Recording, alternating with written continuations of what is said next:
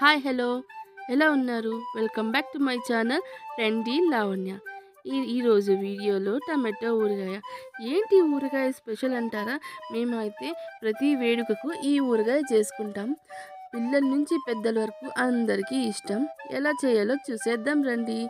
ముందుగా 2 table spoon ఆవాలకి 1 table spoon మెంతులు వేసి బాగా వేయించుకోవాలి.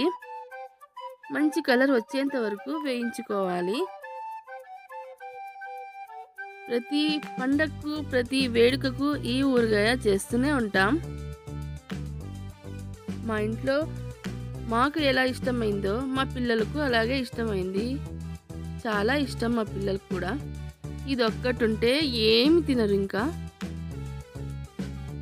టమాటో ఊరగాయ అంటే అంత ఇష్టం. చెప్పాను కదా, 2 టేబుల్ స్పూన్ ఆవాలకి 1 టేబుల్ స్పూన్ మెంతులు వేసి వేయించుకుందాం. ఇప్పుడు ఇంగువ వేద్దాం. ఇంగువ కూడా 1 టీ స్పూన్, చిన్న టీ స్పూన్ అంతా వేసి వేయించుకుందాం. ఇలా వేయించి పొడి చేసుకోవాలి. ఇప్పుడు బాండీలో ఆయిల్ వేయాలి. నేనైతే 3 టేబుల్ స్పూన్ దాకా వేసాను. ఊరగాయ అంటే ఆ మాత్రం పడుతుంది కదా.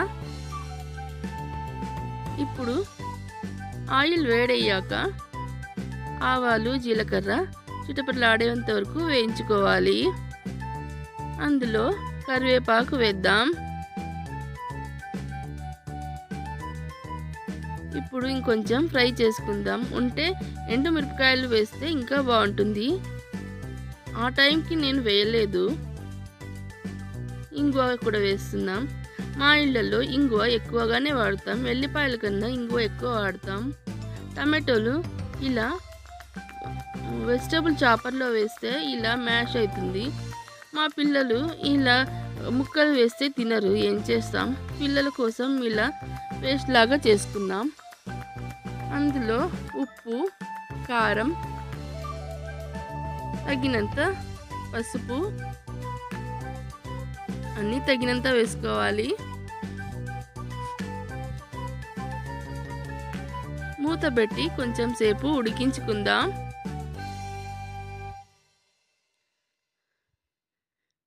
ఇప్పుడు వేయించుకున్న ఆవాలు, మెంతుల్ని పొడి చేసుకుందాం. ఇలా పొడి చేసుకోవాలి. ఎంతవరకు వచ్చిందో మూత తీసి చూద్దాం. చూస్తున్నారు కదా, బాగా ఉడుకుతా ఉంది.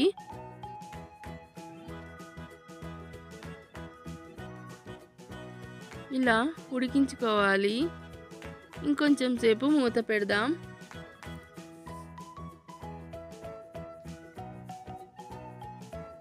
ఇప్పుడు ఆ ఆవాలు, మెంతుల పొడి వేద్దాం.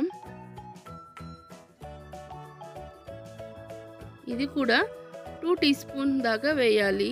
ఎక్కువ వేయకూడదు, మరి చేదొస్తుంది.